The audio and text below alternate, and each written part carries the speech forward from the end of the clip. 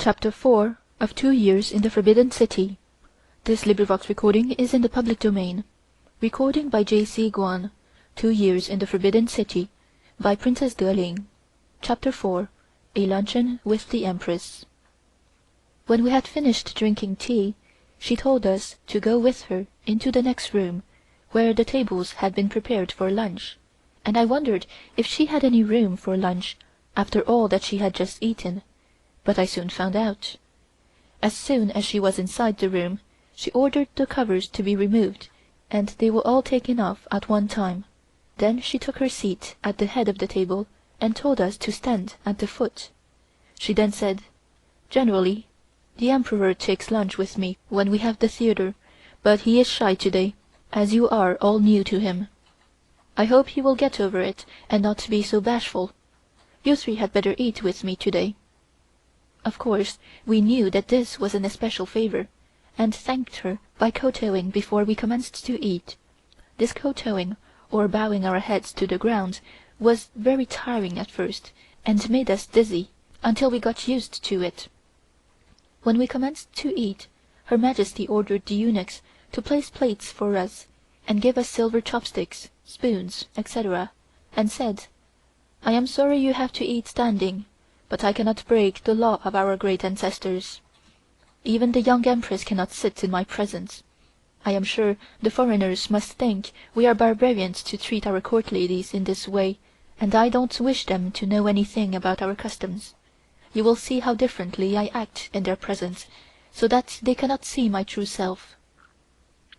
I was watching her while she was talking to my mother, and marveled to see how she could eat, after having eaten such a quantity of candy, walnuts, etc., while in her bedroom.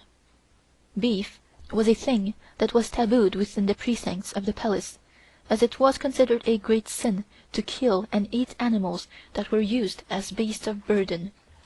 The food consisted mostly of pork, mutton and game, fowls and vegetables. This day we had pork cooked in 10 different ways, such as meatballs sliced cold in 2 different ways, red and white, the red being cooked with a special kind of sauce made of beans which gives it the red color and has a delicious taste. Chopped pork with chopped bamboo shoots, pork cut in cubes and cooked with cherries, and pork cooked with onions and sliced thin. This last dish was Her Majesty's favorite, and I must say it was good. Then there was a sort of pancake made of eggs, pork and mushrooms chopped fine and fried, also pork cooked with cabbage, and another dish cooked with turnips. The fowl and mutton was cooked in several different ways. In the center of the table was a very large bowl, about 2 feet in diameter, of the same yellow porcelain, in which there was a chicken, a duck, and some shark fins in a clear soup. Shark fins are considered a great delicacy in China. Besides this, there was roast chicken, boneless chicken, and roast duck. Ducks and chicken are stuffed with little pine needles to give them a fine flavor and roasted in open-air ovens. There was another dish that Her Majesty was very fond of, and that was the skin of roast pork cut into very small slices and fried until it curls up like a rasher of bacon.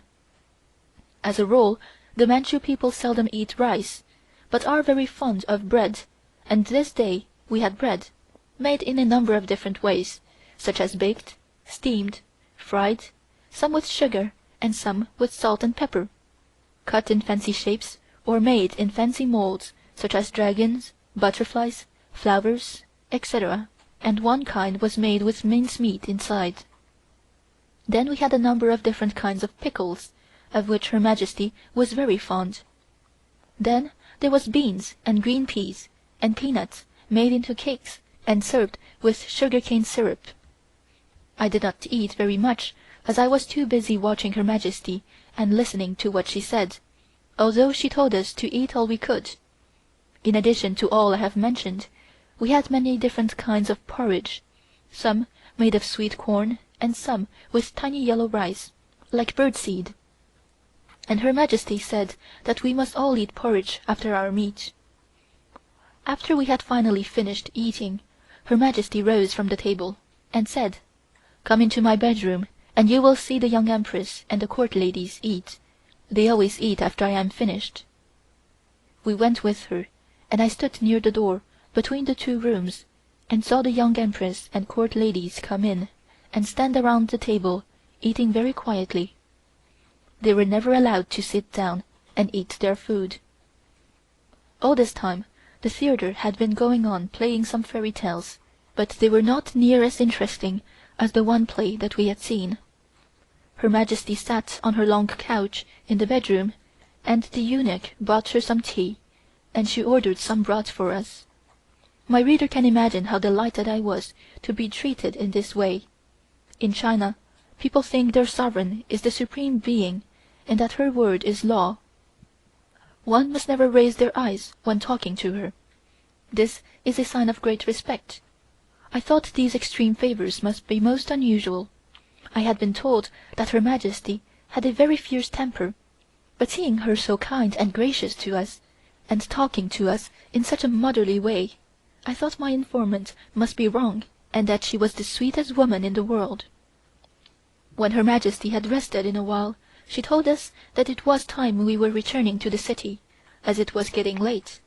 She gave us 8 big yellow boxes of fruit and cakes to take home with us. She said to my mother, "Tell Yu Geng, my father, to get better soon, and tell him to take the medicine I am sending by you and to rest well.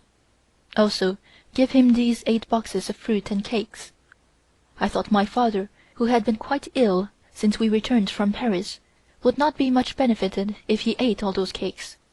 However, I knew he would appreciate her kind thoughtfulness, even if it were detrimental to his health. As perhaps most of my readers know, it is in the custom to kowtow when Her Majesty gives presents, and we kowtowed to her when she gave us the fruit and cakes and thanked her for her kindness. Just as we were leaving, Her Majesty said to my mother that she liked us very much and wanted us to come and be her court ladies and stay at the palace. We thought this was another great favor, and again thanked her, and she asked us when we could come and told us to bring our clothes and things only, as she would fix everything for us, and showed us the house we would live in, when we came, and told us to come back inside of 2 days. This house contained 3 very large rooms, and was situated on the right side of her own or private palace. This palace, Le Shou Tang, is situated on the shores of the lake, and was Her Majesty's favorite place, and where she spent most of her time, reading and resting, and when the spirit moved her, she would go for a sail on the lake. In this palace she had quite a number of bedrooms, and made use of them all. When she had finished showing us this house, we took leave of Her Majesty, the young Empress, and the court ladies, and having a long and tiresome ride, reached home exhausted but happy, after the most eventful day of our lives. When we got into the house, we were surprised to find several eunuchs waiting our return. They had brought us each 4 rolls of imperial brocade from Her Majesty. Once more we had to bend to custom in thanking her for these gifts.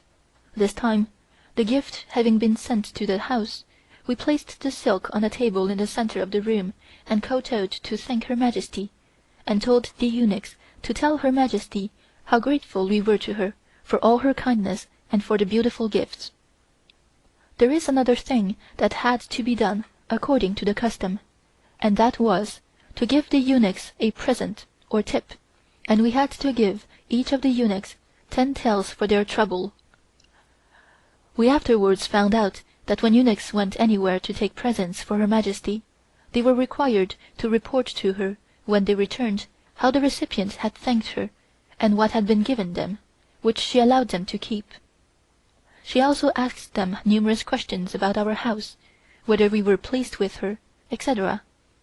These people are extremely fond of talking, and after we had returned to the palace again, they told us what Her Majesty had said about us the first day we were there.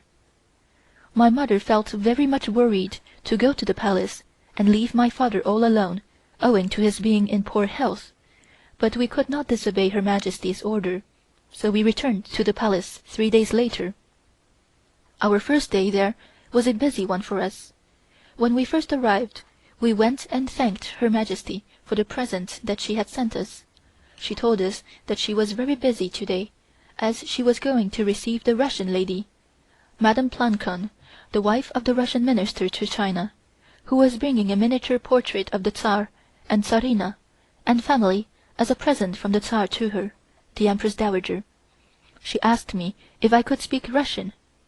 I told her that I could not, but that most Russians spoke French, which seemed to satisfy her. She, however, said, "Why don't you tell me you speak Russian? I won't know or be able to find out," and at the same time was looking at one of the court ladies. I concluded that someone must be fooling her, for she seemed to appreciate the fact that I had told her the truth.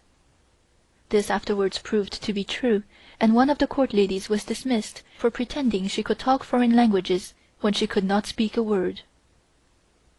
Besides this audience, there was the theater and the engagement ceremony of Her Majesty's nephew, Te-Chu. The engagement ceremony, according to the Manchu custom, is performed by two of the princesses of the royal family going to the house of the prospective bride, who sits on her bed cross-legged, her eyes closed, and awaits their coming. When they arrive at the house, they go to her bedroom and place a symbol called Ru Yi, made of pure jade, about 1½ feet long, in her lap, and suspend two small bags made of silk and beautifully embroidered, each containing a gold coin, from the buttons of her gown, and place two gold rings on her fingers, on which is carved the character Da Xi, great happiness. The meaning of the symbol, or scepter Ru Yi, is "May all joy be yours." During this entire ceremony absolute silence is maintained, and immediately they have finished, they return to the Palace and inform Her Majesty that the ceremony has been completed. End of Chapter 4. Read by J.C. Guan, January 2009.